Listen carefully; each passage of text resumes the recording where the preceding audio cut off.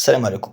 كاين مجموعة من العمليات اللي كتقوم بها البنكة اللي كتعامل معاها، ويعني هاد العمليات هادو ما خصكش تخلّصها اليوم، لأنهم كتقدّم أولا كتقدّمها هاد الوكالة هادي البنكية يعني بطريقة مجانية. من بين هاد العمليات هادو عندك أولًا العملية ديال فتح الحساب البنكي، فإلا بغيتي تفتح حساب بنكي فهاد العملية راها مجانية، لكن الأغلبية كيمشي كيبغي يفتح حساب بنكي كيطلبوا ليه يعني واحد 100 درهم أولا 50 درهم ديال الحساب.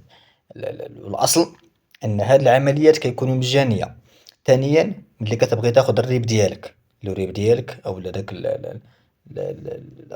الرقم ديال الحساب ديالك، الريب كتمشي كتبغي تاخدو كيطلبوا لك واحد المبلغ، فالوريب كيتقدم مجانا.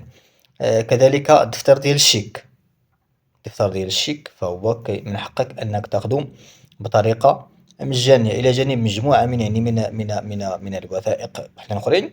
فهاد الوثائق هادو حتى بالنسبة للناس اللي كيبغيو أنهم يسدو واحد الكونت، عندك واحد الكونت دازت عليه واحد المدة كتمشي كتبغي تسدو كيقولك عندك مثلا خلص يعني المصاريف ديال إغلاق الحساب.